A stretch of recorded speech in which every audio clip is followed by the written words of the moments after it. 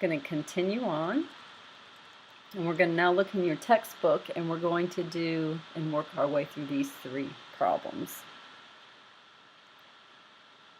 So that first one, they want me to solve cosine 2 theta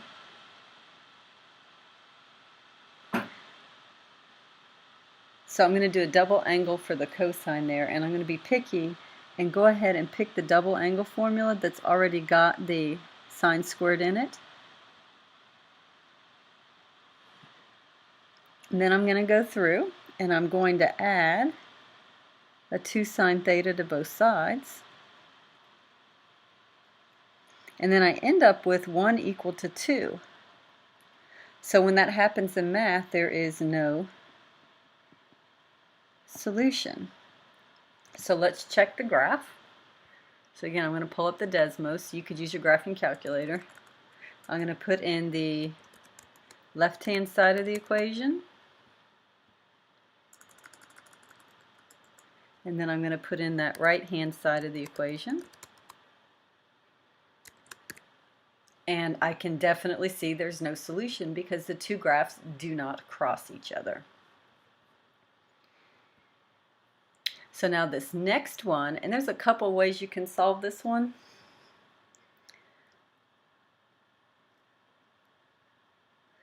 The way I'm going to solve it is I'm going to try to get the angles the same.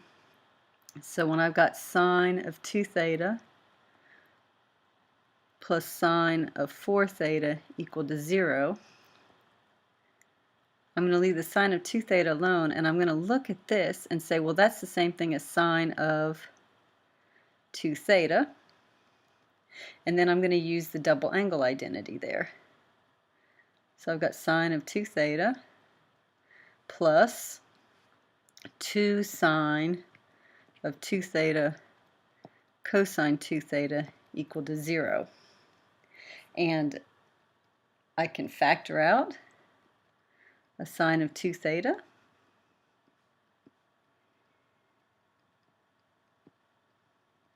And now I can use the zero product property. I've got sine of 2 theta equal to 0, and 1 plus 2 cosine 2 theta equal to 0. So when I'm solving, I'm going to be solving for twice the angle. So I'm going to look on my unit circle here, and sine is 0. At 0 and pi,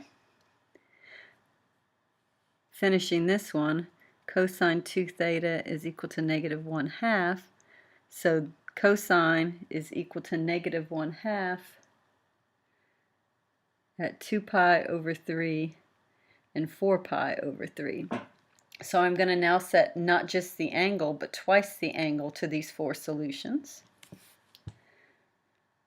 So I'm going to set 2 theta equal to 0 plus pi k. So divide everything through. So I get pi over 2k there. And if I notice, if I were going to set it equal to the pi plus pi k, and I divide through,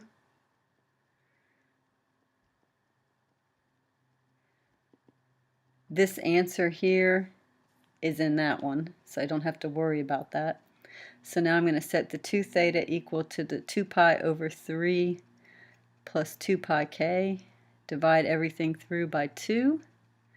So I have theta equal to pi over 3 plus pi k.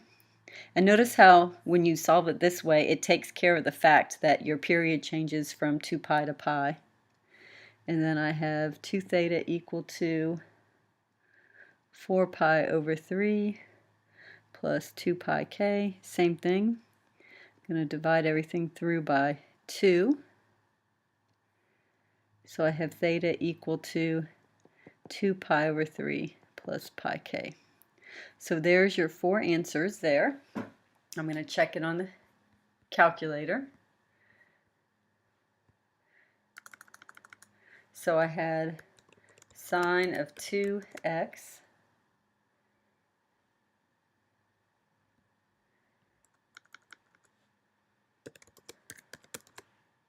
plus sine of 4x. And then I'm going to erase this equation here.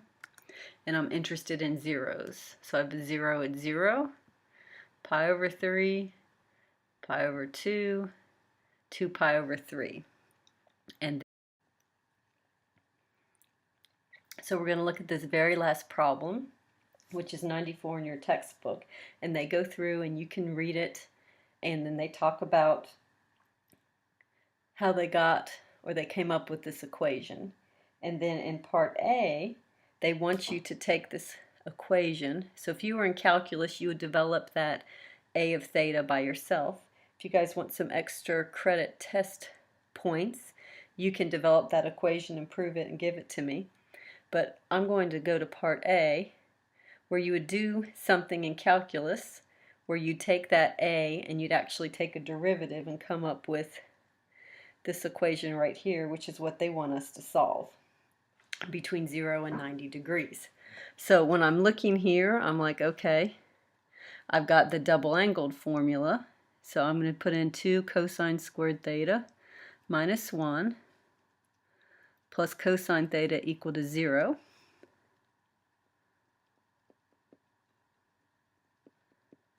That's quadratic in form, so I'm going to have a 2 cosine theta and a cosine theta, a plus 1 and a minus 1. Again, you could use u sub.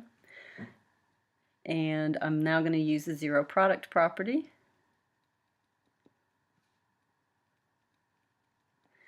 And you could either use your inverse functions, your unit circle. So one is cosine a half at pi over 3. And then the other one is down here,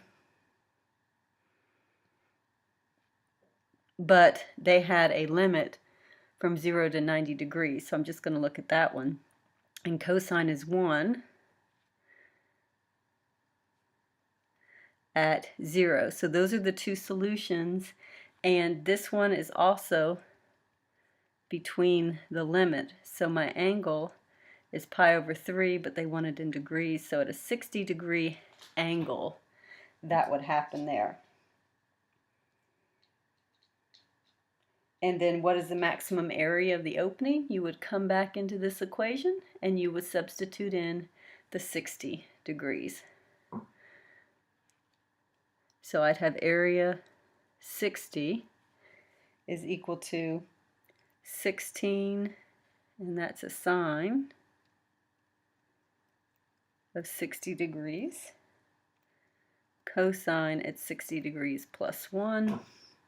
So it's 16 square root of 3 over 2, 1/2 plus 1. So I'm going to have 16 square root of 3 over 2, 3/2. So 4 goes into 16, 4 square root of 3 times 3. So that's 12 square root of 3. And it's an area, so that would be inches squared. And then you can graph that if you'd like to check. So to recap, make sure you look at the equation, and if it's trigonometric, you try to solve it like a linear. You isolate the trig term, and then you use your inverse trig functions, your unit circles, and your graphs. You try to get all the trig terms the same, and sometimes it's just dependent on the problem as to what you do. Your goal is to try to factor it so then you can break the equations into setting equal to 0 and solve. You've got to know your identities and recognize when to use them.